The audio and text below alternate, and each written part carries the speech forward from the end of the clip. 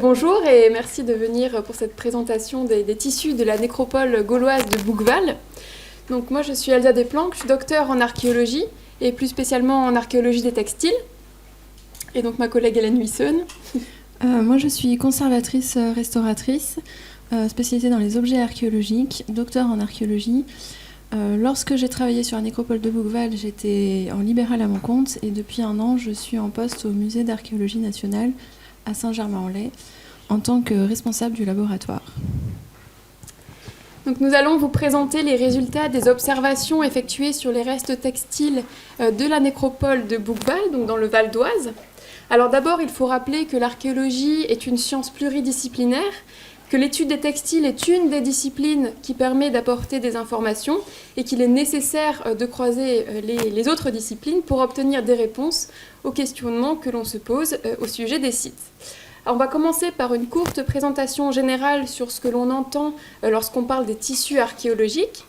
Hélène vous parlera ensuite des protocoles qui ont été mis en place pour permettre l'étude des restes textiles et vous présentera aussi un petit peu le mobilier sur lequel les restes ont été découverts. Et ensuite, on verra les quelques résultats de l'étude de ce corpus de restes textiles. Alors, l'étude des textiles regroupe les éléments que l'on définit comme un entrelacement plus ou moins complexe de fils. Donc on peut avoir un seul fil, comme le cas du tricot, du crochet, de la dentelle et du filet. Un ou plusieurs fils dans la même direction, c'est le cas du sprang ou de la tresse. Ou un enchevêtrement de fibres, comme par exemple ici du feutre. C'est un amalgame de brins ou de poils qui sont fortement agglutinés. Mais le tissu, à proprement parler, ce sont ces deux ensembles de fils perpendiculaires. Donc on peut avoir ici une très grande variété de combinaisons, d'armures de tissage, de couleurs, etc. Aujourd'hui, il ne sera question que de tissu, même si parfois on dit textile pour éviter les répétitions, mais aujourd'hui, voilà, il ne sera question que de tissu. Alors, les tissus, les textiles, sont issus d'un travail manuel qui nécessite un mélange de connaissances techniques, de sensibilité, d'intuition et d'approximation.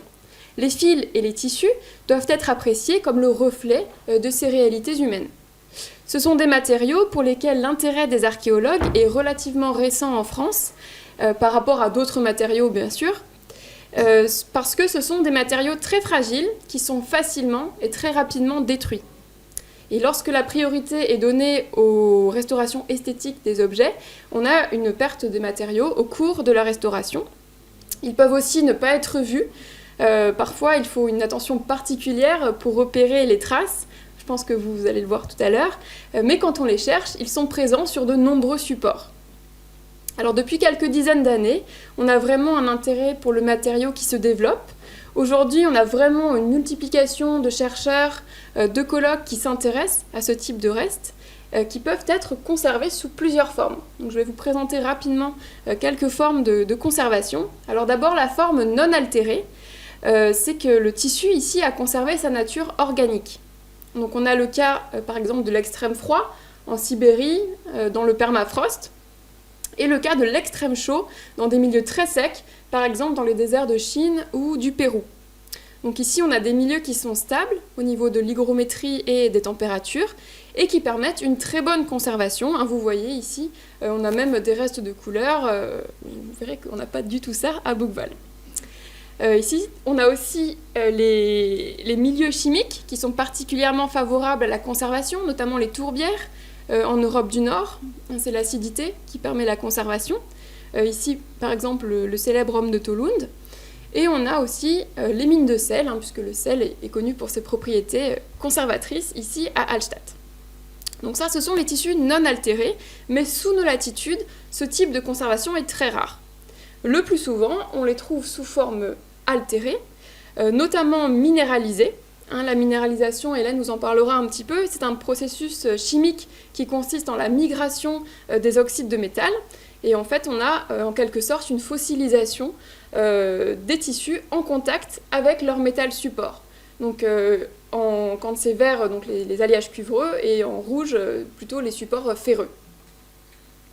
Alors, l'avantage de ce type de conservation, c'est que les fragments gardent leur position originale sur les objets. Ils gardent aussi leurs caractéristiques techniques. Alors l'inconvénient, c'est qu'ils perdent leur couleur puisqu'on n'a plus rien d'organique. Et il est souvent impossible de voir le fragment sur les deux faces puisqu'il adhère au support sur lequel il a été minéralisé. On a aussi brièvement les empreintes, ici sur la terre sèche, les fragments calcifiés, donc il y a eu un dépôt de calcite, et les fragments calcinés, donc qui ont été soumis à une chaleur intense, mais il n'y a pas eu de combustion.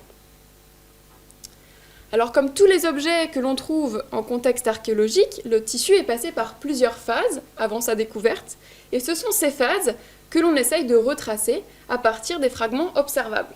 Donc d'abord, le tissu est élaboré. Oui, ma souris. Bon, le tissu est élaboré, donc dans une première phase de réalisation, où il y a toute une série de choix de fabrication sur le matériau, sur le type d'armure, etc. Ensuite, l'objet terminé est utilisé, il est usé, parfois réparé. Ensuite, il est abandonné, donc dans son contexte qui sera plus tard archéologique, et ensuite découvert et étudié dans le meilleur des cas. Alors bien sûr, on n'obtient pas toujours toutes les informations que l'on cherche. Vous allez voir, à Bouqueval, on a dû se donner du mal pour collecter les informations qui n'étaient pas toujours évidentes. Alors le site de Bouqueval, sur lequel les tissus d'aujourd'hui ont été conservés, est au lieu-dit les 60 Arpents. C'est un endroit où un projet d'extension de carrière propriété de la société Veolia a permis de conduire une fouille archéologique préventive. Le site a été fouillé en 2022 par le service départemental d'archéologie du Val d'Oise, et la fouille a permis la réouverture des structures fouillées en partie à la fin des années 70 par l'association Jeunesse préhistorique et géologique de France, et aussi de fouiller l'intégralité de la nécropole. Alors ce site était en usage entre le milieu du 6e et le milieu du 2e siècle avant notre ère. C'est une nécropole qui s'étend sur 2000 m². Elle regroupe 76 tombes, avérées et supposées. Et parmi celles-ci, on a 4 tombes à chars, 9 tombes à armes, 33 inhumations simples et 6 crémations. Et donc des restes de textiles qu'Hélène va vous présenter. Alors pour commencer, je voulais effectivement revenir sur la définition d'un reste organique minéralisé. En fait, pour faire simple, ça va être le vestige d'un matériau organique qui a été placé directement au contact d'un objet métallique au moment de l'enfouissement. En fait, il y a un phénomène concomitant de dégradation de la matière organique et de la corrosion des métaux qui permet la migration des ions métalliques dans la matière organique, qui de organique devient minérale. Donc, comme le disait Elsa, la fraction organique est quasiment nulle, voire inexistante dans ce genre de cas, mais on peut observer les caractéristiques morphologiques. Donc, dans le contexte archéologique, ce phénomène est particulièrement présent en contexte funéraire.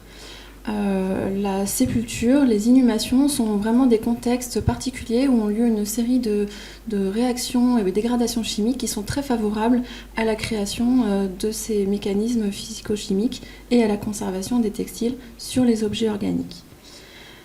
Par ailleurs, on va le voir que certes, on retrouve des textiles, mais on peut retrouver aussi bien d'autres matériaux qui sont conservés au contact des objets, exactement par le même processus de minéralisation.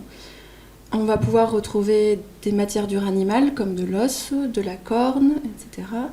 On pourra retrouver de la peau, des cuirs, fourrures, des plumes si on a de la chance.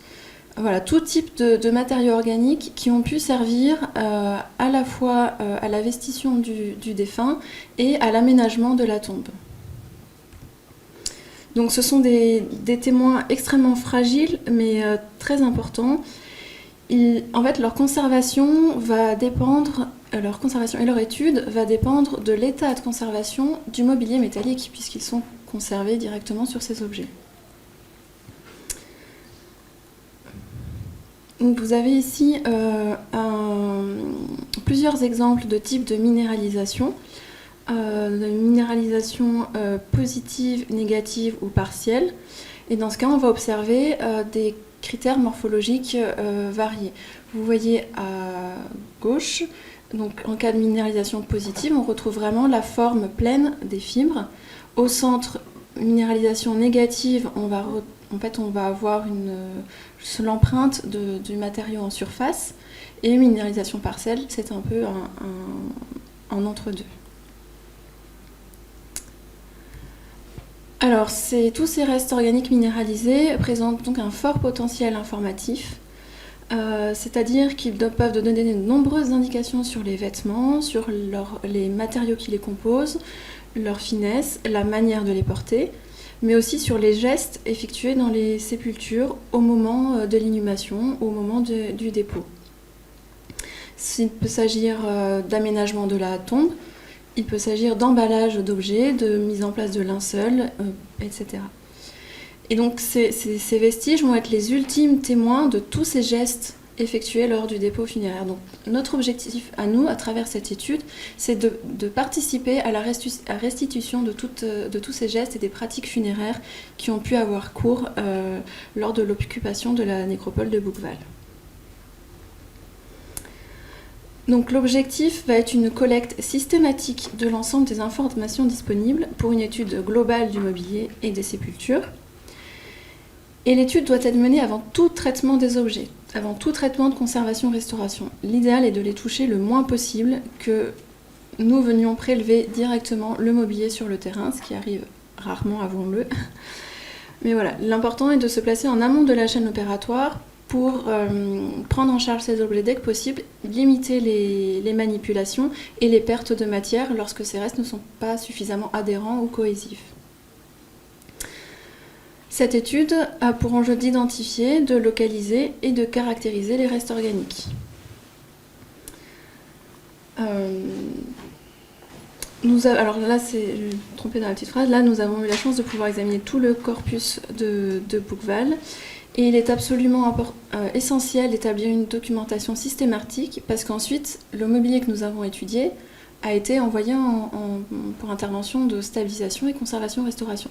C'est-à-dire que la plupart des restes textiles que nous avons vus ont aujourd'hui disparu de la surface des objets. Enfin, ils ont été conservés quand possible, mais de nombreuses traces ont été effacées. Donc le cas de Bouqueval est assez exemplaire parce qu'il a permis... en fait, il s'agit d'une étude qui a été anticipée lorsqu'il y a eu le diagnostic préalable à la fouille. En fait, l'étude des restes organiques a été inclue dans le cahier des charges par le service régional d'archéologie, ce qui est extrêmement rare. Ce qui a permis de nous inclure dans la construction et la planification du projet de fouille. Nous avons pu faire une étude exhaustive du mobilier. On a vu tous les objets métalliques découverts en 2022 et donc un examen systématique de ce mobilier. Le mobilier concerne 107 objets ou lots d'objets en alliage ferreux ou cuivreux. Comme nous avons fait une étude exhaustive, il n'y a pas eu de discrimination quantitative ni qualitative selon l'état de conservation des restes. On a tout regardé. Et les manipulations ont été minimisées pour préserver le potentiel informatif. Enfin, 22 objets ou lots d'objets ont été prélevés en motte, ce qui a permis une conservation encore améliorée des restes organiques en place sur les objets métalliques. Donc, pour en venir au mobilier, vous avez ici un petit camembert qui représente la typologie du corpus itidien, enfin la répartition du type d'objet. Donc, nous avons essentiellement des fibules, vous voyez, qui représentent 29% du corpus, des anneaux, anneaux de parure ou anneaux de suspension. Chaîne de suspension, nous n'en avons qu'une, un seul imbeau de bouclier, pardon. Ensuite, il y avait plusieurs bracelets, des épées avec leurs fourreaux. Ils ont été étudiés en tant qu'ensemble. Des rivets et agrafes qui sont classés plutôt comme des outils. Un orle qui a été associé à l'imbeau de bouclier. Et des éléments de parure diverses ou des objets indéterminés.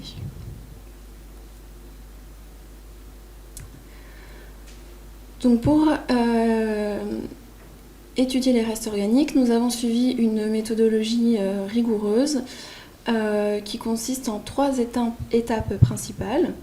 Tout d'abord, en fait, vous allez retrouver un peu les principes qu'on applique pour la fouille de terrain en archéologie. C'est exactement une microfouille en laboratoire. Donc la première phase, c'est la préparation des surfaces d'observation ou microfouille. Le but est de dégager mécaniquement, au scalpel ou avec des aiguilles d'entomologiste, sous loupe binoculaire, donc avec un grossissement qui va de x6 à x50. Ensuite, la deuxième étape, c'est la documentation des informations archéologiques contenues dans les restes organiques, avec un enregistrement des informations recueillies, une couverture photographique, une description des couches identifiées, la réalisation de cartographies, qui sont des relevés, et de microstratigraphie. Enfin, vient l'exploitation des données à partir des résultats obtenus pour les contextualiser et interpréter l'ensemble des informations à l'échelle du site et ensuite remis dans son contexte plus global de l'Athènes. Alors la première phase de préparation des surfaces d'observation, vous voyez ici 2 exemples. Une fibule ici, alors on voit qu'au cours de la microfouille, le changement d'aspect peut être très ténu. En fait, on va dégager les sédiments et tout ce qui gêne la lecture des informations, mais parfois la différence à l'œil nu est très légère. À droite, il s'agit d'un anneau de suspension où on voit une légère différence, une différence un peu plus marquée entre le avant et après dégagement de la surface.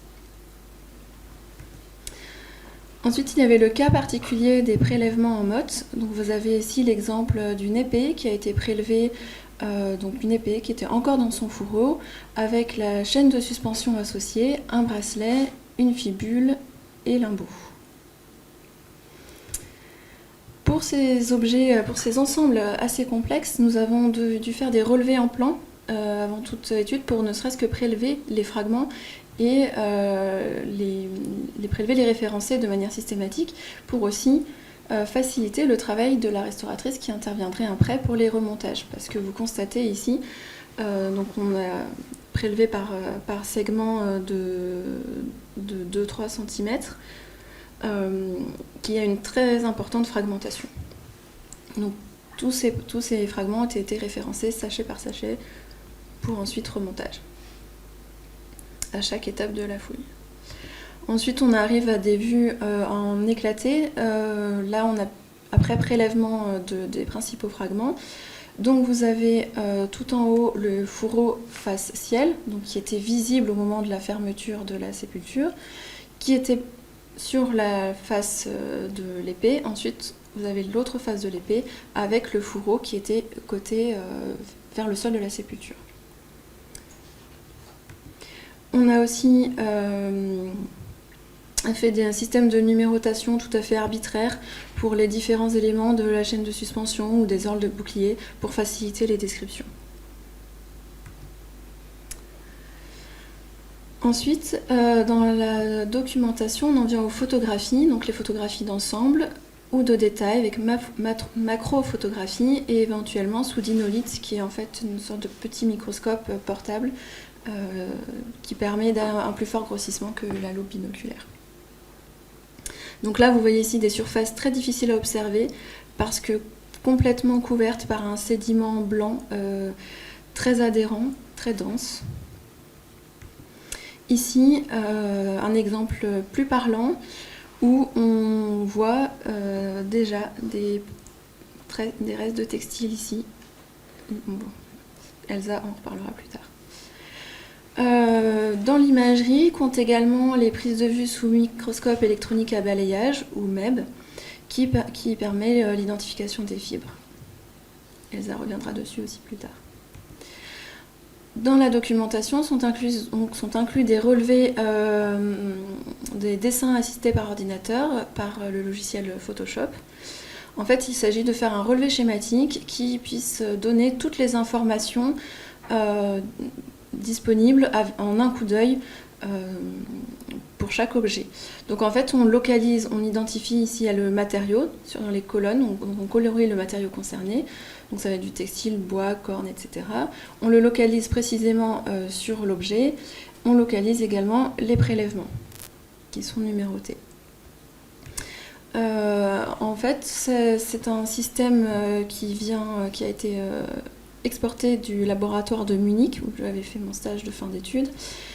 Et en fait, l'idée est d'attribuer une couleur par matériau avec des nuances et des informations sur, par exemple, la disposition le type de tissu. Là, on va pouvoir, dans la microstratigraphie, différencier en utilisant tel ou tel pictogramme, l'étoile, des sergés, etc. Donc là, vous voyez sur ce fer de lance, tout ce qui va être de couleur plutôt marron-beige va s'apparenter à des cuirs et peaux. Tout ce qui est vert, ça va être des végétaux, donc on en voit sur la lame, mais aussi à l'intérieur de la douille. Et là, cette épée présentait une stratigraphie assez complexe avec de nombreux matériaux, par exemple de la corne sur la soie, sur la poignée, beaucoup de restes textiles sur le fourreau et quelques éléments végétaux.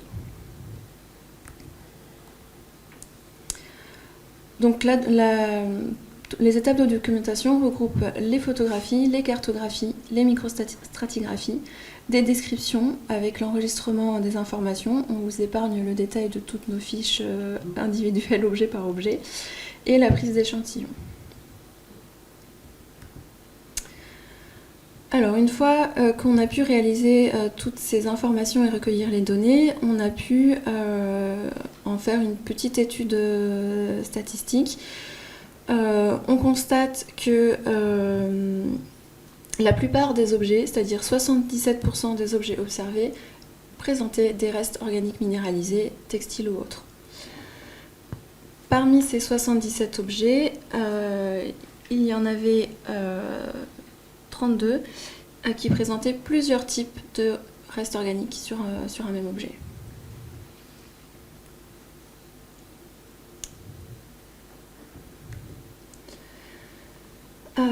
Les restes organiques identifiés sur les objets métalliques de Bouqueval sont donc essentiellement des textiles, du bois en vert, donc textile en bleu, le bois en vert, les fibres végétales, des restes ténus de cuir et de peau, ainsi que des vestiges de matière dure animale, ici la corne a priori, et enfin des matériaux encore indéterminés.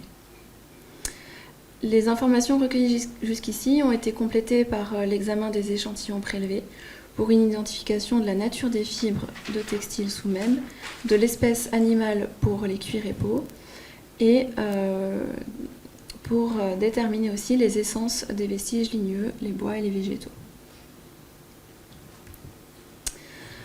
Donc vous avez ici un exemple de cuir, peau et fourrure. Tout d'abord sur le fer de lance 581. Alors il faut nous croire, c'est un des plus beaux restes de cuir conservés à Bouqueval. Donc ils ont été identifiés de façon plus ou moins certaine sur un total de 15 objets, essentiellement sur les 2 torques, sur les anneaux et anneaux de suspension, ainsi que sur l'un des fers de lance. Sur 8 objets, l'identification reste fortement sujette à caution et ils ont malgré tout été localisés sur les cartographies. Voilà. Et un ensemble de 22 objets sélectionnés après la microfouille a été examiné de façon exhaustive par Véronique Montambeau, qui est spécialiste des cuirs et des peaux, ce qui a permis d'étayer les observations et de déterminer les espèces de certains cuirs, d'identifier une occurrence de fourrure sur le fer de lance. C'est celui que vous voyez à gauche.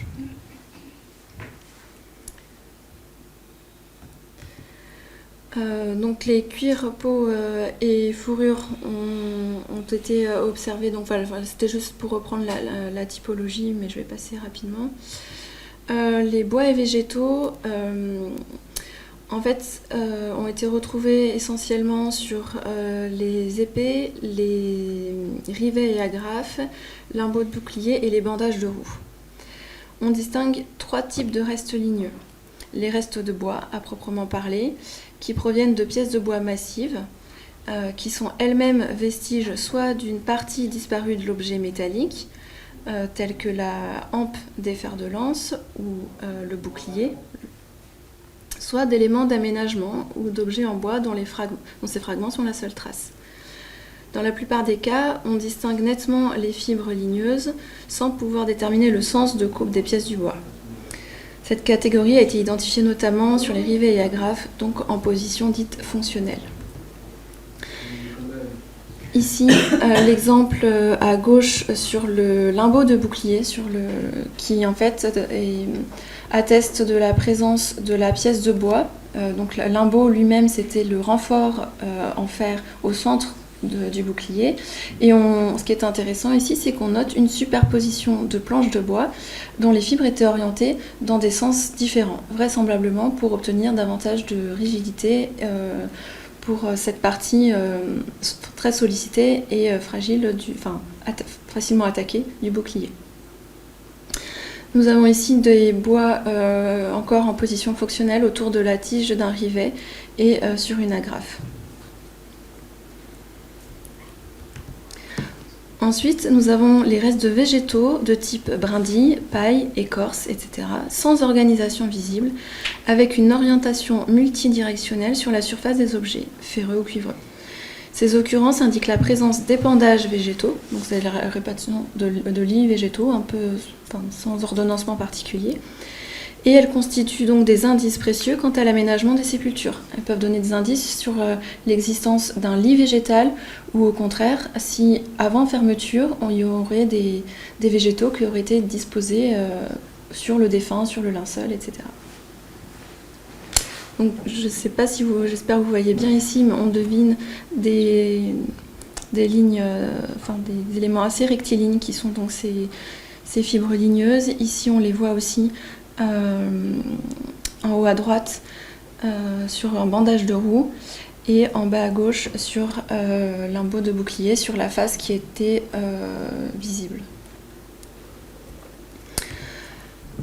Les restes ligneux ténus qui pourraient correspondre à l'une ou l'autre des deux catégories et dont l'interprétation devient malaisée sont indiqués comme indéterminés. Certains objets présentent à la fois des vestiges de bois et des traces d'épandage végétal. C'est le cas du bouclier et des bandages de roue. Voici ici quelques images de bois et végétaux qui ont été observées par Elsa. Des végétaux non travaillés à gauche et des restes de bois à droite. Ensuite, en matière dure animale, nous avons repéré la corne. Alors la corne minéralisée est assez difficile à identifier. De prime abord, elle présente une structure très comparable à celle du bois. Néanmoins, à bien y regarder, on remarque des textures relativement différentes, plus fines, tubulaires et denses. L'aspect des vestiges de matière dure animale observés à Bouqueval est similaire à des restes de cornes examinés sous MEB dans d'autres contextes dans les années 90. Donc les images que vous avez sous les yeux, c'est dans un tout autre contexte, en contexte mérovingien. La corne est aussi donc attestée en contexte funéraire, donc à l'époque médiévale et plus particulièrement, mais son utilisation à la période gauloise est tout à fait probable. Et il est important de prendre en compte un éventuel biais documentaire imputable à l'absence d'études des restes organiques minéralisés systématiques. Donc ici, il y a encore de la corne relativement bien conservée en contexte funéraire mérovingien.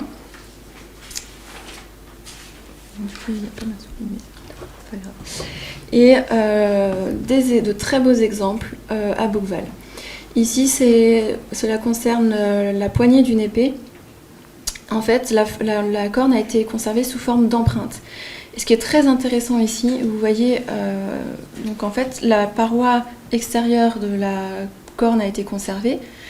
On voit à l'intérieur, là, le creux, en fait, c'était l'objet en fer. Ce qui fait qu'en fait, on peut mesurer les dimensions initiales de la poignée avec l'apport de la corne. C'est une information très intéressante pour caractériser la typologie des objets. Et sur la photo au centre, on voit bien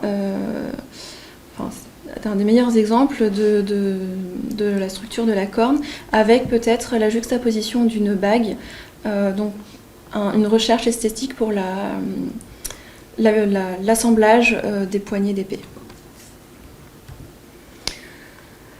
Ensuite, on en vient enfin au textile, qui se trouve essentiellement, qui sont la très grande majorité des restes organiques identifiés, et la plupart des fragments de tissu ont été découverts sur les fibules. Les bandages de roue, limbeaux et les orles en sont dépourvus, et l'interprétation et la contextualisation des restes organiques ont été menées de façon exhaustive par Elsa. Donc, une fois qu'on a trouvé et dégagé les tissus et qu'on a assuré leur conservation, on cherche à les caractériser. Donc, l'étude technique d'un tissu consiste à étudier toutes les informations relatives au mode de réalisation du tissu, du traitement de la matière première jusqu'au traitement éventuel de finition. Et donc pour cela, on se fonde sur plusieurs éléments, plusieurs caractéristiques techniques, selon des variables quantitatives ou qualitatives. On a d'abord l'armure de tissage. Donc c'est la manière dont les fils de chaîne et de trame se croisent entre eux, selon des règles définies en vue de la production du tissu. On a également la torsion du fil. C'est la manière dont le fil est assemblé. On qualifie de torsion Z ou de torsion S en fonction du sens dans lequel le fil a été tourné. On a également le diamètre du fil et la réduction, c'est-à-dire le nombre de fils au centimètre, ce qui nous donne une idée de la cohérence du tissu. Et enfin, on regarde quel matériau a été employé pour la confection. Donc on recherche les caractéristiques morphologiques sur les fibres. Par exemple, ce qui est typique pour la laine, ce sont ces écailles qu'on voit ici et la forme ronde des coupes. Tandis que, par exemple, pour le lin et les fibres libériennes, de manière générale, on a ce qu'on appelle des genoux de croissance. Donc ce sont ces marques qu'on voit ici. Et vous voyez que la forme de la coupe est différente. Donc, les caractéristiques des tissus varient selon les usages, les régions géographiques et les chronologies étudiées. À Bouqueval, l'état de conservation n'a pas toujours permis d'obtenir toutes les informations recherchées. Et il a souvent fallu travailler sur des moyennes, puisque les fragments sont rarement conservés sur plus d'1 centimètre de long. Alors, un premier résultat, ce sont les armures de tissage. Donc, sur les 264 fragments étudiés, on a pu caractériser seulement 86 fragments, donc 84 sergés et 2 toiles.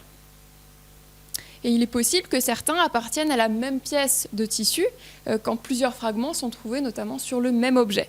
En termes de pièces de tissu, on a pu estimer un nombre de 88 individus répartis dans les sépultures. Alors ce sont tous des tissus simples, c'est-à-dire qu'ils sont composés de séries de 2 fils, une série en chaîne, donc placée dans la longueur du tissu, ce sont les fils qui sont tenus par les pesons, et une série en trame placée dans la largeur du tissu. Alors comme on a vu, on a une grande majorité de sergés, presque 98% des tissus identifiés sont des sergés, et on a seulement 2 toiles. Alors, par exemple, ici, une de nos toiles, alors c'est l'armure de tissage la plus simple. Elle est caractérisée par des fils qui se croisent alternativement par moitié. Vous avez ici un schéma, un fil dessus, un fil dessous, un fil dessus, un fil dessous. Et la toile est une armure très solide puisque le croisement des fils est maximum. Les toiles de Bouqueval sont relativement grossières, on a peu de fils au centimètre, entre 4 et 5 fils par centimètre, donc c'est relativement épais, voire même très épais, avec des fils dont le diamètre est compris entre 1,3 et 2,7 cm, ce qui est aussi très épais. Et ici, on voit assez bien la torsion. Pardon, j'ai dit non, enfin oui, c'est 1,3 et 2,7 mm, pardon, le centimètre. Oui. Parce que sinon, ça fait vraiment très gros. non, millimètres, pardon. Et donc, on voit ici assez bien la torsion du fil, qui est dans le sens Z ici, sur cette toile de la fibule 374. Et on a ici l'autre toile. Donc, vous voyez que, pareil, elle n'est pas conservée sur 1 centimètre. Et on a un effet beaucoup plus piqueté qui gêne un petit peu la lecture des caractéristiques des fibres, mais on voit quand même ici aussi une torsion Z. Ensuite, les sergés, donc, qui sont très fréquents à l'âge du fer. C'est une armure qui est caractérisée par une diagonale qui est formée ici, vous voyez, en décalant le point de liage d'un fil à chaque coup. Les sergés de lit 1, donc comme ici, où les sergés de lit 2 sont les plus fréquemment observés à Bouqueval. Donc le sergé de lit 1, c'est un fil passe sur 2, sous 1, sur 2, sous 1, et le 2-2, c'est sur 2, sous 2, sur 2, sous 2. Voilà. Et à chaque fois, ça décale pour faire ici, ce que vous voyez, une espèce de diagonale. Plus le nombre de fils qui flottent est grand, plus le tissu est souple et fragile. Mais ici, à Bouqueval, on a des sergés 2-1, 2-2, donc ce sont des tissus qui sont très cohérents et très solides. Comme les toiles, les sergés sont plutôt épais, avec des fils peu tassés, des réductions assez faibles, et donc des tissus assez grossiers. Alors à titre de comparaison, ici un fragment de sergé qui a été découvert à Èvres-sur-Indre. Donc c'est un sergé 2 lit 2, vous voyez, il passe sur 2 et sous 2. Il est en laine aussi, et il a été conservé sur une fibule. Donc vous voyez qu'on travaille sur des formats assez petits, mais que ce n'est pas une exception à Bouqueval. Globalement, pour les tissus gaulois, on travaille sur plutôt des petits formats. Les sergés peuvent permettre la construction de formes géométriques, des losanges, des triangles, des chevrons, dans la structure du tissage.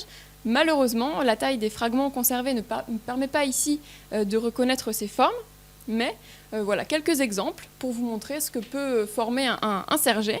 Ici, des chevrons à Hallstatt, qui ont été formés dans le tissage lui-même.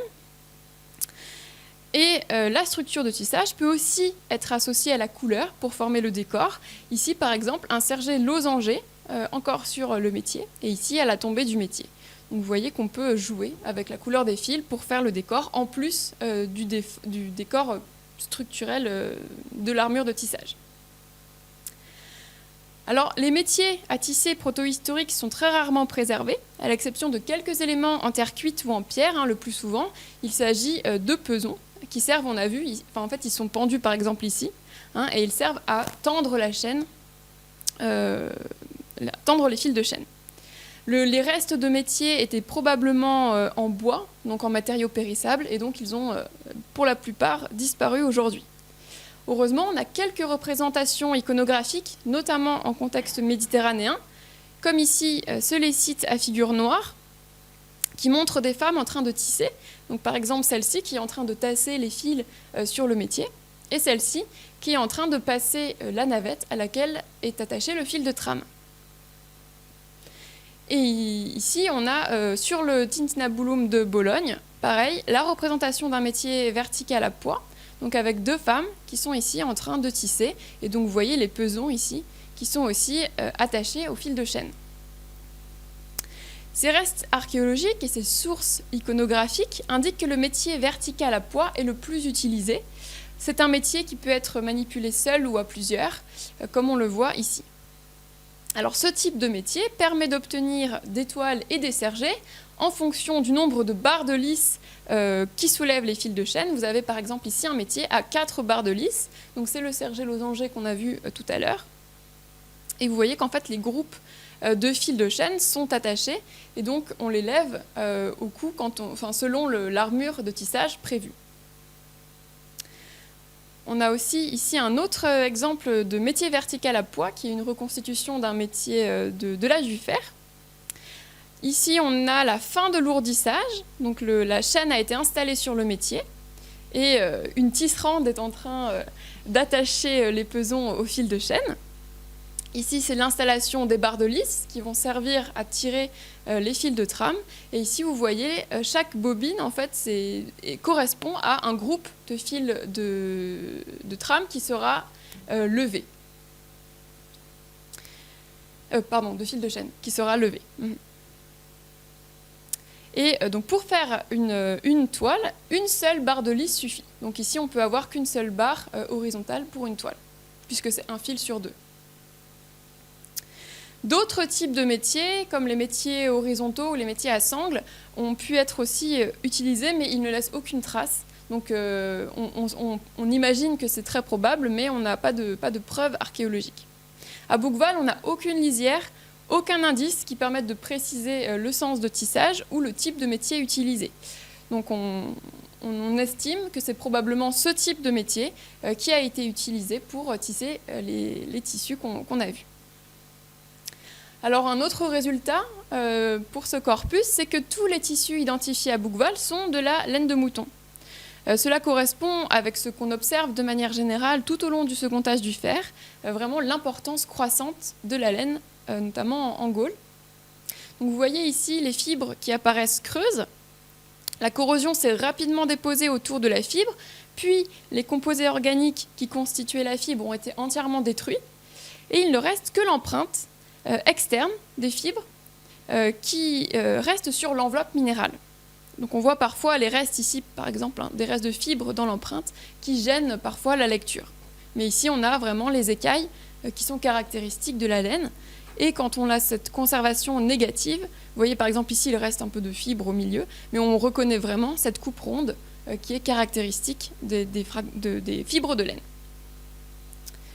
Hop, j'ai juste mis un deuxième exemple après parce qu'on voyait mieux encore la coupe ronde des fibres. Donc vraiment là, on est sûr qu'on est sur de la laine. Alors les opérations concernant le traitement de la laine sont très stables dans le temps. Elles sont décrites notamment par la métaphore politique d'Aristophane dans le Lysistrata. Une fois la toison obtenue par la tonte, la laine est lavée et battue pour enlever les impuretés et le suint. Donc Aristophane indique, de même que nous lavons la laine pour en séparer le suint, il fallait d'abord expulser de la ville à coups de verge les pervers et séparer la lie. Ça, c'est vraiment la laine, enfin, le lavage et le battage de la laine. Ensuite, on a le cardage pour ouvrir et individualiser les brins de laine, donc qui nous indique ceux qui se tiennent et s'agglomèrent ensemble pour s'emparer des charges, les diviser et leur fendre la tête. Ça, c'est vraiment le cardage. Et ensuite, la laine est déposée dans des corbeilles ou dans des paniers pour l'étape de filature. Donc Aristophane le décrit comme on jette tout pêle-mêle dans une corbeille pour le bien commun. Donc on a ici toutes les étapes qui visent à la préparation de la laine et au tissage, qui sont décrites. Et si Aristophane utilise cette métaphore pour servir son argumentation politique, c'est que les modalités de préparation de la laine sont connues de son auditoire. Alors Strabon évoque aussi la laine gauloise, qui est apparemment de qualité moyenne. Il la décrit rêche et drue, mais idéale pour réaliser des vêtements épais et chauds. Donc il indique que la laine avec laquelle les Gaulois tissent ces épais saillons appelés lainae est rude, mais très longue de poil. Donc c'est vraiment ce type de laine qu'on observe à Bouqueval, avec des toisons de finesse moyenne qui correspondent aux données contemporaines pour ces populations gauloises. Et l'origine du choix des matériaux ne peut pas être déterminée avec certitude, mais ces choix sont souvent liés au climat et aux conditions d'acquisition des matériaux. Et probablement que les propriétés thermiques de la laine ont dû être un critère intéressant pour les individus inhumés à Bouqueval. Donc ces toisons sont aussi le résultat d'une sélection d'animaux très longue, puisqu'elle a commencé au 8e millénaire avant notre ère en Europe. Elle s'accélère au cours de l'âge du bronze jusqu'à obtenir les espèces principales actuelles à la fin du second âge du fer. Globalement, les moutons qu'on a aujourd'hui, c'est toujours les mêmes que ceux de la fin du second âge du fer. Et vraiment, le but de cette sélection, ça a été d'obtenir les toisons les plus uniformes possibles pour bénéficier d'une matière première textile facile à utiliser et efficace contre le froid. Alors, ensuite, par rapport au fil de Bouqueval, on retrouve Aristophane qui poursuit sa description des opérations de traitement de la laine. Donc, les laines sont filées en pelote. Alors, dans notre description technique des fils, on caractérise le sens de torsion, on a dit Z ou S, qui indique en fait comment les fils ont été tournés. Et donc, ces fils sont formés à partir de mèches, elles-mêmes issues de filaments peignés tirés de la filasse, qu'on appelle des houppes. Et donc, ces mèches sont roulées en fil par torsion à l'aide d'un fuseau et d'une fusaïole, donc qui est un poids sur le fuseau qui aide à tourner, le fuseau. Et jusqu'à l'invention du rouet en France entre le Xe et le XIe siècle, il semble qu'il n'y ait pas eu de changement technologique majeur pour le filage de la laine. Donc c'est vraiment ce type de technique qui a été utilisé probablement à Bouqueval. Alors on a dit, globalement à Bouqueval, les fils sont plutôt épais, ce qui correspond à ce qu'on observe sur les autres sites contemporains. Les diamètres sont souvent compris entre 1 et 2 mm et la plupart des fils sont de torsion Z. Alors on distingue aussi parfois des alternances entre les torsions S et Z, parfois dans les mêmes directions, parfois dans des directions opposées. Donc ça peut être dû à une volonté décorative. On a vu tout à l'heure pour former des sergets, la torsion accentue ces décors de sergets de chevrons. ou de losange, mais on peut aussi voir une volonté pratique puisque l'alternance des torsions permet un tissu plus solide. Donc on a ici des textiles, donc vous voyez, avec des fils assez épais. Et donc ici, un fil de torsion Z, donc en bleu les limites du fil et en vert le sens de la torsion. Donc ici, un fil Z, et ici, 2 fils côte à côte dont la torsion est alternée. Celui-ci en S et celui-ci en Z.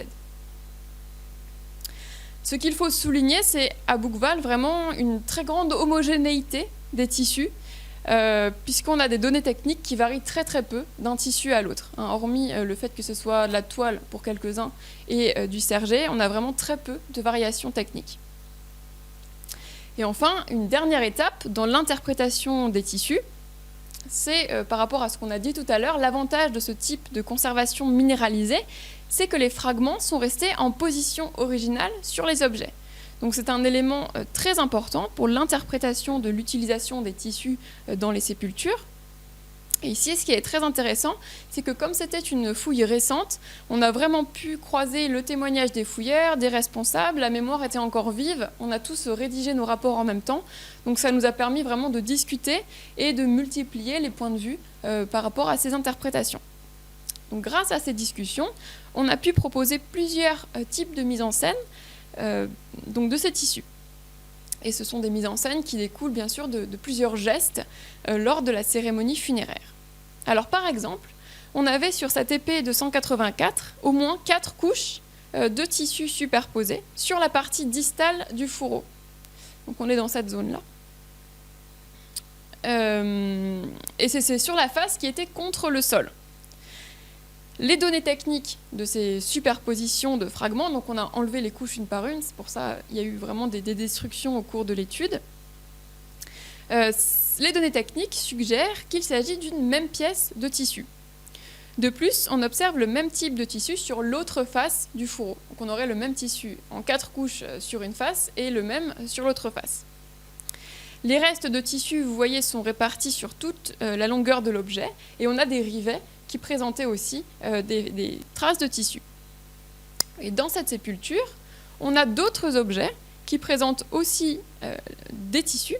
La fibule, qui était située à proximité de l'épaule gauche du défunt, donc elle est en position dite fonctionnelle, donc on imagine qu'elle pouvait tenir ici un vêtement qui était fixé à cet endroit. Donc on sait qu'il y avait probablement un vêtement grâce à cette fibule.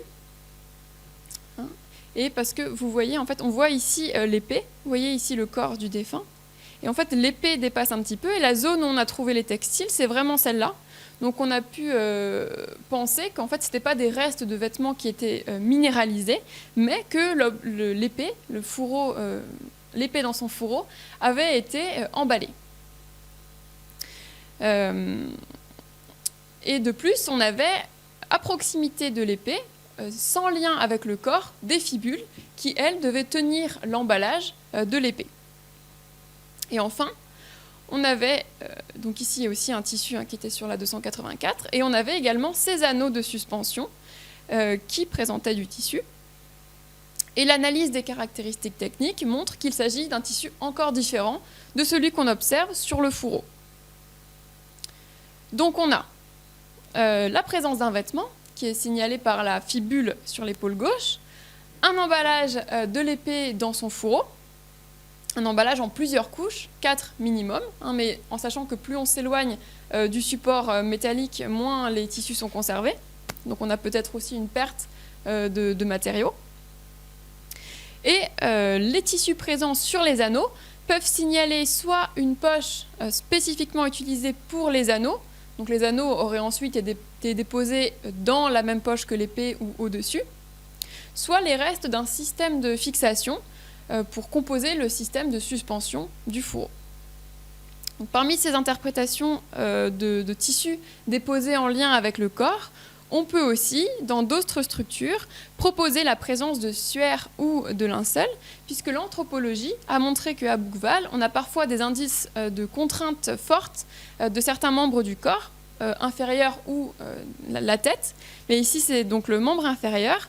On a vraiment une délimitation linéaire nette, ici, sur le côté gauche, qui est particulièrement visible au niveau du pied qui est en position ultra fléchie. Donc il a été forcément contraint par quelque chose, probablement voilà, un emballage ou une couverture par un suaire ou un linceul. Donc ces deux informations cumulées montrent qu'on a probablement des emballages ou des couvertures de certaines parties du corps. Alors, par rapport à nos résultats, on a plutôt interprété, enfin on a beaucoup de restes interprétés comme des restes de vêtements. Donc un mot sur les vêtements gaulois. C'est notamment le cas quand on a des restes de tissus qui sont présents sur des fibules en position dite fonctionnelle sur le corps du défunt. Donc on a des fibules uniques ou par paire, disposées en contexte de port, donc sur les épaules, sur le thorax ou au niveau du cou. Elles sont interprétées dans ce cas comme des objets qui permettaient de fixer un vêtement. Alors les vêtements gaulois sont mentionnés dans les sources et correspondraient à ce qu'on a à Bouqueval, donc des vêtements chauds, ce que décrit notamment Diodore de Sicile, qui donc dit que les Gaulois portent des vêtements singuliers. Ils ont des tuniques bigarrées de différentes couleurs, donc ça, ce qu'on ne peut pas du tout retrouver sur nos tissus, et des choses qu'ils appellent bragues, avec des agrafes, donc nos fibules. Ils attachent à leurs épaules des sées rayées, d'une étoffe à petits carreaux multicolores, épaisse en hiver et légère en été. Donc là, on était plutôt sur épais en hiver. Aucune couleur donc n'a été conservée, mais on sait que les Gaulois utilisaient la grande palette de couleurs de laine, qui va du noir brun foncé au blanc, et de nombreuses teintures. Et certaines formes de vêtements sont aussi décrites par Strabon. Les Gaulois sont habillés de saies, ils portent des anaxirides ou des braies larges et flottantes, et au lieu de tuniques, des blouses à manches qui en descendent jusqu'aux parties et au bas des reins. Donc il semble que des ateliers textiles apparaissent à partir du IIIe siècle avant notre ère, ce qu'on remarque par l'appauvrissement de la diversité des caractéristiques techniques. Avant le 5e siècle, on a vraiment des pièces qui sont très différentes les unes des autres. Et à partir du 5e, on a un grand changement dans la technique. Et en fait, les tissus commencent à tous se ressembler. On a vraiment une standardisation des tissus qui s'étend au-delà de la Gaule. Les torsions Z, par exemple, deviennent majoritaires. Les fils ont souvent un diamètre épais, donc supérieur à 1 mm. Et ces données correspondent à ce qu'on a dans les témoignages plus tardifs. Donc là, par exemple, 2 témoignages qui sont du 1er siècle après le début de notre ère, des auteurs romains, donc Martial et Juvénal, qui parlent d'étoffes rudes et grossières mal foulées et d'habits grossiers fournis par la Gaule. Donc ça, c'est par opposition aussi à la ville de Tyr, qui fournit de riches vêtements. Alors on a aussi vu que le tissu pouvait servir à l'emballage. Donc cela concerne particulièrement les fourreaux contenant les épées, ainsi que les éléments des systèmes de fixation, notamment les anneaux de suspension. Et ces objets ont donc été choisis spécifiquement pour être emballés. Alors est-ce qu'il s'agit de soins particuliers accordés à des objets qu'on entretient, notamment les lames d'épée, qui ont parfois pu être conservées dans des bandes de tissu trempées d'huile pour éviter la corrosion. De la même manière que dans les greniers, on retrouve des fusils emballés dans des tissus pleins d'huile. En fait, c'est vraiment... Est-ce qu'on a une forme d'entretien ? Donc cette hypothèse est notamment avancée lorsqu'on ne retrouve le tissu que sur les lames.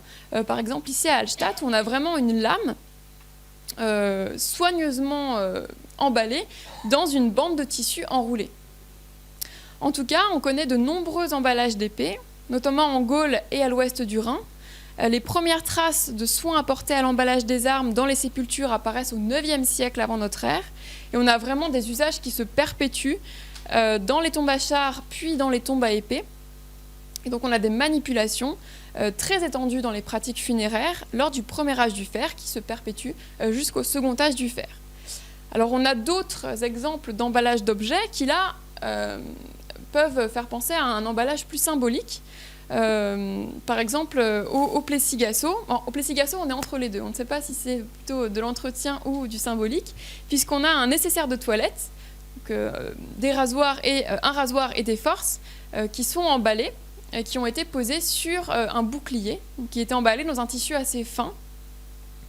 Là encore, est-ce qu'il s'agit de soins apportés à l'objet ou est-ce qu'on a une autre possibilité d'interprétation de l'emballage, c'est-à-dire un emballage plus symbolique qui serait spécifiquement lié à la sphère funéraire? Alors, Au cours de l'âge du fer, on sait que les tissus ont été largement utilisés pour mettre en scène la mort des individus. Ils emballent ou ils couvrent les objets et marquent en quelque sorte la frontière entre le monde des vivants et le monde des morts. Par exemple, ici à Ohrdorf, où l'ensemble du mobilier a été emballé dans des tissus différents, donc un chaudron, le char avec les 4 roues emballées dans des tissus différents également, et le défunt qui était emballé dans 7 couches de textile.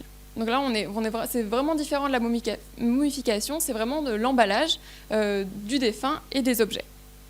Donc il semble ici qu'on ait des gestes plus symboliques que pratiques, qu'on pourrait peut-être retrouver à Buchwald, dans le cadre par exemple de ce probable emballage d'épée dans plusieurs couches de tissu. Je vais laisser Hélène conclure.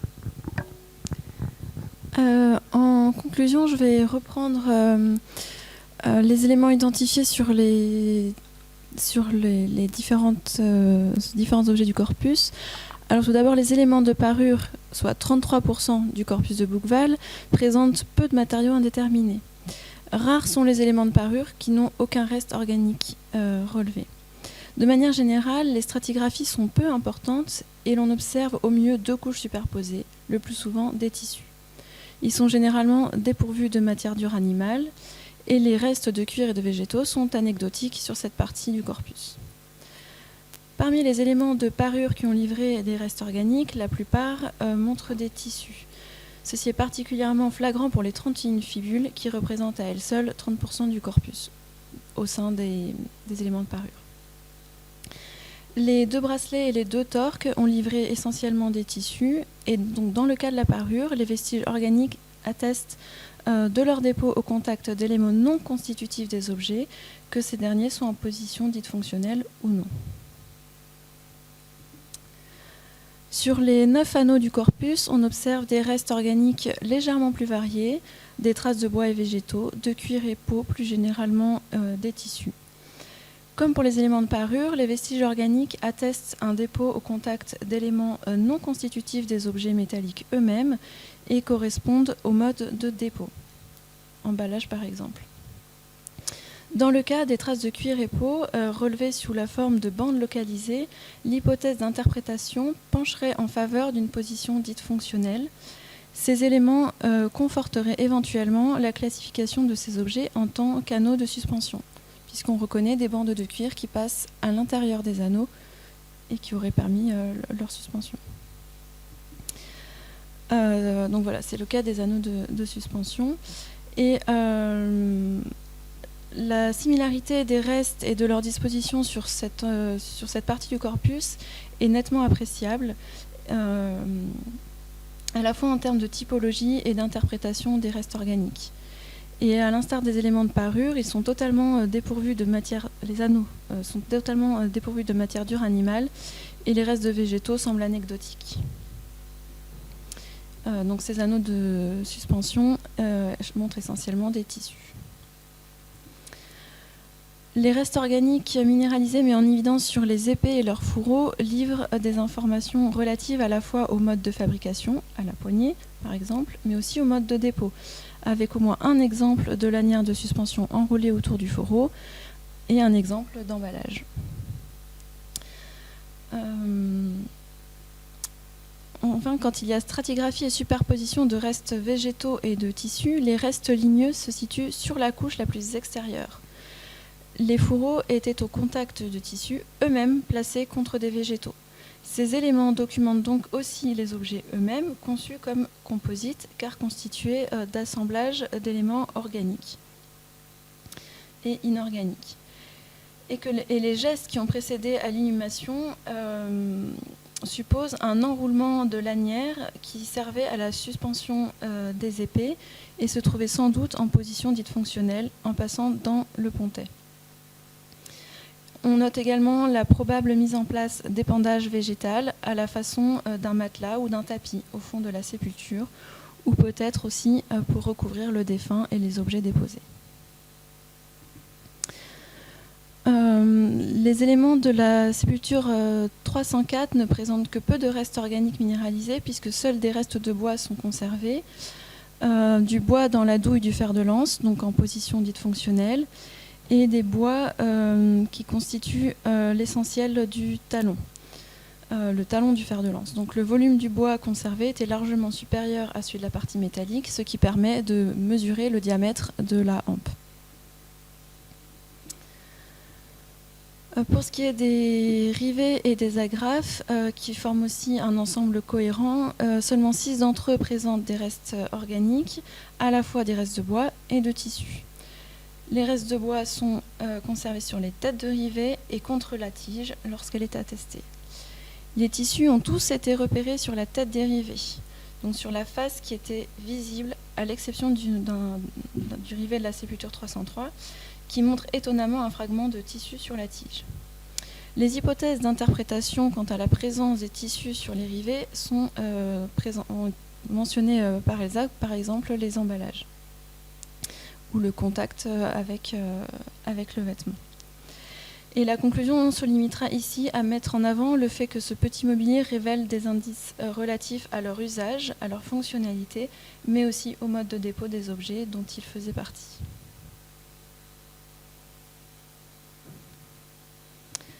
La dernière catégorie de restes,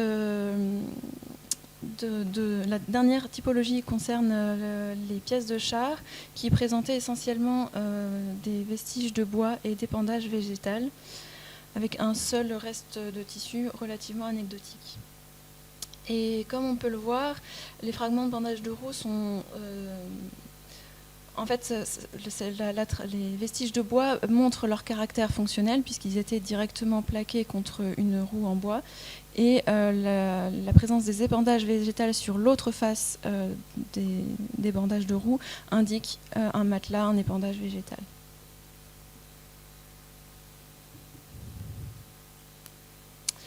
Donc pour conclure, l'étude des restes organiques minéralisés de Bouqueval, donc 107 objets ou lots d'objets ferreux et cuivreux, dont 77% présentent des restes organiques minéralisés, ont été étudiés, parfois avec plusieurs typologies.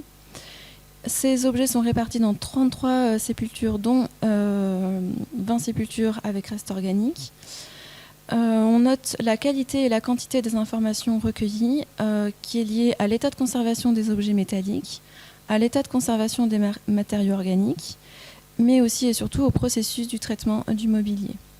Et quelle que soit la typologie observée, les résultats permettent d'émettre des hypothèses d'interprétation. Grâce à cette étude, des indices ont été rassemblés à la fois sur les modes de fabrication des objets, sur leur mode de dépôt, mais aussi sur l'aménagement des sépultures. Pour l'interprétation des cuirs et peaux, des végétaux et de la corde notamment, les analogies en contexte funéraire gaulois sont encore peu nombreuses en France. Des comparaisons peuvent être envisagées sur des sites européens, notamment en Allemagne, en Suisse ou en Autriche, où les restes minéralisés sont davantage étudiés de façon systématique. En tout cas, les informations recueillies et présentées ici n'en sont que plus précieuses, et les études de restes organiques minéralisés n'étant que trop rarement systématisées et appliquées aux nécropoles, l'exemple de Bouqueval ne peut que nous encourager à inverser la tendance et à redresser ce biais documentaire. Voilà, donc les tissus dans les sépultures, comme on l'a vu, ils font partie intégrante du mobilier funéraire. Ils devraient avoir le même statut que tout objet métallique. Ils présentent un aspect ostentatoire et symbolique. Ce sont des indices de rang social qui permettent des éléments d'identification. Ce sont des indices de l'idéologie funéraire, de l'ensemble des gestes qui ont accompagné les dépôts. Et ils sont éventuellement mis en scène.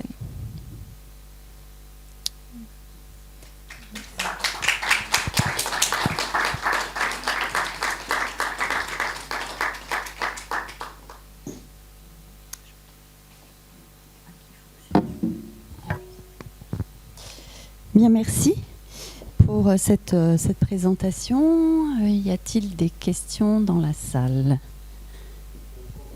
Si, on a besoin parce que c'est pour l'enregistrement. Oui, au niveau des couleurs, puisque les tissus étaient teintés, je suppose, avec des pigments naturels, quand ça passait de l'état organique à minéral, ouais. Est-ce qu'en analysant chimiquement les éléments minéraux, Est-ce qu'on n'a pas possibilité de retrouver justement des traces, des éléments qui permettaient de déterminer la couleur des pigments? En fait, le problème, c'est que les tissus sont teints avec des colorants, donc qui sont organiques à la différence des pigments qui sont minéraux. Et du coup, dès qu'on a ce changement chimique, donc de l'organique à l'inorganique, on perd la trace des colorants organiques. Donc en fait, vraiment, il faut absolument, même les chimistes avec qui on travaille pour d'autres corpus, eux qui ont de la couleur, nous disent que vraiment, si on ne le voit pas à l'œil nu, il y a très peu de chances que ça sorte en chimie. Et là, c'est peine perdue. On n'a vraiment plus aucune trace organique sur ces tissus. Merci.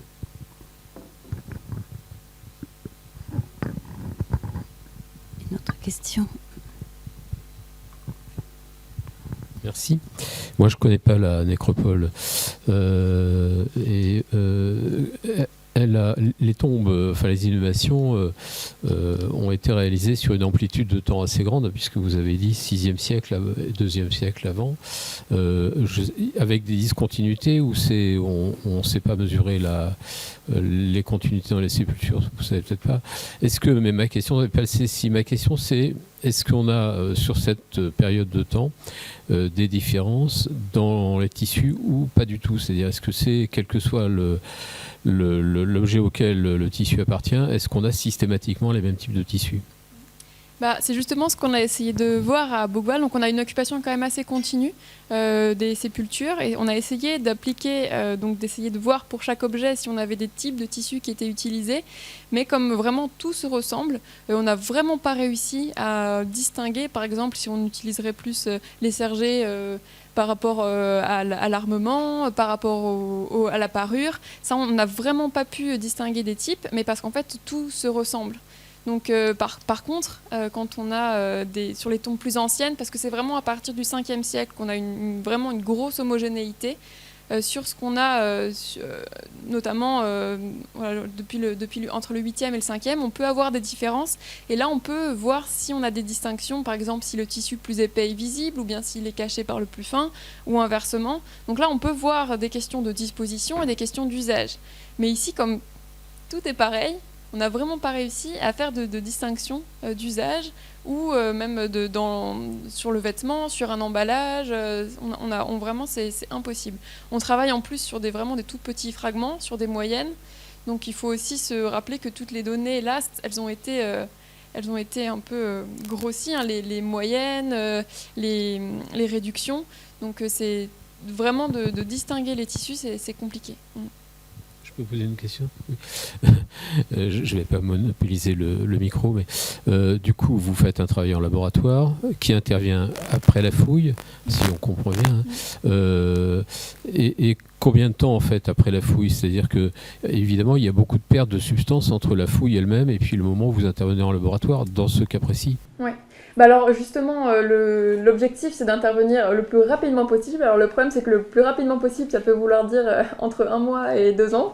Donc c'est vrai qu'en fonction des protocoles, là vraiment l'avantage c'est qu'on a eu une super communication avec l'équipe de fouille, avec la responsable de fouille. Et comme il y avait aussi le budget, hein, il faut dire, du coup on a pu vraiment rapprocher les étapes.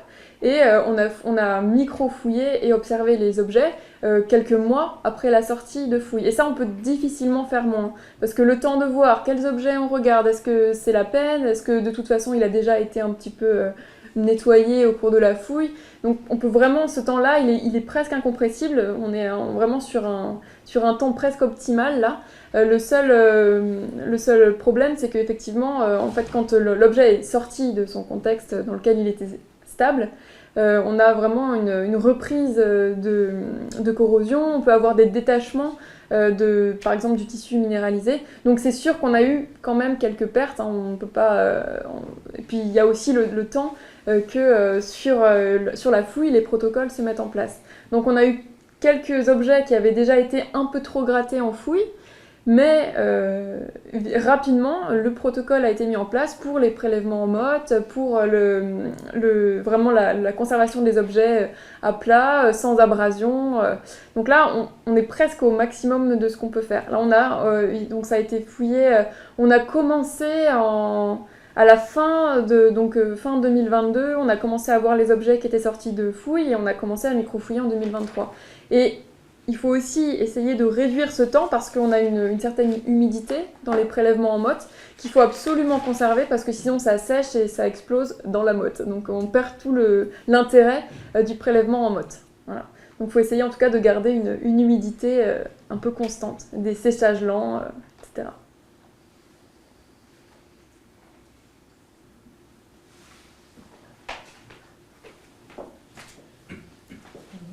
Merci. Je reviens juste sur la typologie des types de tissus que vous avez retrouvés. Est-ce que le fait justement que vous dites qu'ils étaient tous à peu près les mêmes et tous assez grossiers, si j'ai bien compris, est-ce que c'est déjà un indice de niveau social ou de rang d'élite? Parce que est-ce qu'en comparaison avec d'autres nécropoles, il y a eu au contraire dans d'autres nécropoles plus d'observations de différents types de tissus, éventuellement des tissus plus fins, qui feraient penser que par exemple la nécropole de Bouqueval était plutôt occupée par finalement des gens assez... je dirais pas rustre, mais en tout cas plus de milieux finances sociales relativement plus modestes que dans d'autres nécropoles. Je crois me souvenir que dans la nécropole de Plessis-Gassot, qui est juste à côté, il y a eu des tissus quand même plus fins qui ont été retrouvés. Alors le problème du Plessis-Gassot, c'est que ça n'a pas été étudié systématiquement. Donc on a quelques études. Moi j'ai eu la chance d'accéder aux archives de celui qui avait étudié quelques fragments textiles, Monsieur Moulera. Du coup c'est vrai que j'ai pu un peu voir par comparaison. En fait ça ressemble vraiment beaucoup. Et dans tout ce qu'on peut avoir comme données ponctuelles, parce que souvent ce sont des données ponctuelles, à cette époque-là, 4e, 3e, 2e, on a vraiment... Tout se ressemble. Et pourtant, on attendait à Bouqueval peut-être des tissus plus fins, puisqu'on a quand même 3 tombes à char. Dans une tombe à char, on a quand même du mobilier qui est plutôt exceptionnel. Donc on attendait aussi des tissus exceptionnels. Pas du tout. Ça ressemble à toutes les autres tombes. Donc ça, on n'a pas réussi. On n'arrive pas à voir de différence. Mais ça correspond en fait vraiment à cette impression qu'on a d'ateliers qui sont décrits par les sources grecques et romaines, d'ateliers gaulois qui font du tissu épais. C'est qu'on dirait qu'ils se servent dans leurs ateliers, quoi. J'en profite un tout petit peu pour dire que c'est pour les personnes qui veulent en savoir plus sur la fouille de la nécropole dans son ensemble. Il y a une très bonne conférence qui sera proposée le vendredi 4 octobre prochain à 18h30 par Caroline Touquet et Céline Gillin. Donc là, on aura une approche plus générale de la fouille. Voilà, ce sera au musée Arkea à Louvre. Voilà. J'ai une deuxième question et après je termine. J'ai vu que vous faisiez des évocations de reconstitution de tissus avec une sorte d'archéologie expérimentale. Je voulais savoir est-ce que vous aviez pu du coup retrouver des tissus qui auraient déjà été reconstitués. J'ai cru voir une allusion à Madame Puy-Barret ou au fuseau du chamois. Donc voilà, est-ce que c'est des choses qui ont déjà été reconstituées par exemple sur les types de tissus que vous avez pu retrouver? Alors donc Marie-Pierre Puy-Barret, chez qui on a fait un stage avec Hélène, donc c'est Hélène que vous voyez ourdir le métier, je crois que je l'ai vu passer, donc voilà, qu'on a fait donc chez Marie-Pierre Puy-Barret, qui elle fait vraiment, c'est sa spécialité, la reconstitution textile, donc elle fait beaucoup de sergés très colorés, parce que les tissus gaulois sont très colorés, donc elle fait beaucoup de reconstitution. Ça c'est, pardon du coup la question, je m'en rappelle plus, oui. Oui, alors on se fonde vraiment sur les textiles, par exemple ceux de Hordorf, ceux de Hallstatt, où là on avait encore de l'organique et on a pu voir vraiment des couleurs qui sont flashy, du rouge, du bleu, du jaune, sur même des formes.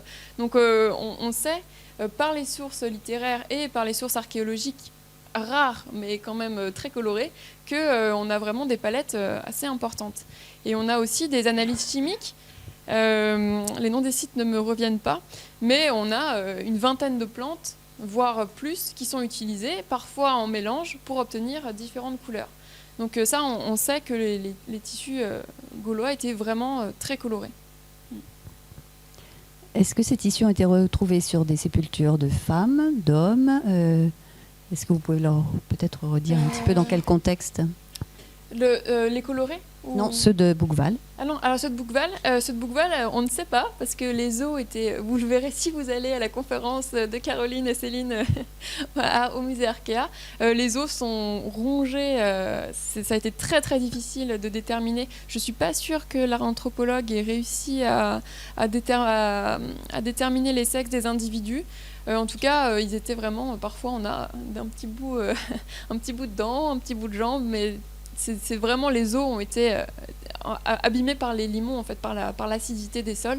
et donc on n'avait vraiment plus rien. Ça a été d'ailleurs assez difficile parfois d'interpréter la situation des objets parce qu'on n'a plus de corps. Donc on essaye d'imaginer à peu près où est-ce qu'il était et de situer les objets par rapport à ce qu'on imagine avoir été le corps. Mais parfois, voilà, l'interprétation a été difficile. Une autre question. Après, simplement, par rapport à où est-ce qu'on trouve les tissus, là, c'était forcément dans les tombes où il y a eu du mobilier métallique. Ça, c'est une grosse discrimination aussi, hein, forcément. Ah oui, en fait, ça nous aide. Ces supports métalliques sont vraiment... pour moi qui cherche ce genre de reste, c'est vrai que c'est là qu'on cherche. C'est pas... Ailleurs, c'est jamais conservé. Enfin, presque jamais. J'avais une question, mais peut-être que vous l'avez dit, que j'ai pas été attentive, mais je ne comprends pas trop comment le tissu tenait sur les fibules, sur les têtes dérivées. Comment au moment où il est fixé ou à la minéralisation? Non, quand ça servait de décor, d'apparat, comment on le faisait tenir? En fait, la fibule, c'est comme une broche. Donc, vous avez plusieurs couches de tissu et c'est planter l'ardillon et refermer la broche. Ce sont des broches, en fait. On appelle ça des fibules. La fibule n'était pas ornée de tissu. Ah non, la fibule tient les tissus. Oui, pardon, je me suis peut-être mal pour les exprimée. têtes dérivées, elles n'étaient pas ornées de tissu. En fait, le rivet... Ouais. Le rivet était dans l'épée, par exemple. Je ne sais plus dans quel sens. Oui, voilà. Par exemple, ce rivet, il était sur la partie proximale du fourreau. Donc, il était dans l'épée. Et en fait, comme le tissu était autour de l'épée, voilà, le tissu s'est conservé sur la tête de rivet métallique. Voilà. Non, pas... Enfin, en tout cas, dans cet état-là, on en est où il y avait du tissu. Et déjà, on est assez content. Ouais. Et probablement, sur l'épée qui a été emballée dans plusieurs couches, là, il y avait des fibules, en fait, au pied. Alors, je ne sais plus si c'était au pied ou sur la partie proximale, mais on avait des fibules qui devaient tenir l'emballage, en fait. Il y a dû avoir un emballage et une broche pour tenir les tissus qui étaient autour. Merci pour cette présentation et pour les réponses à ces questions. Merci à vous.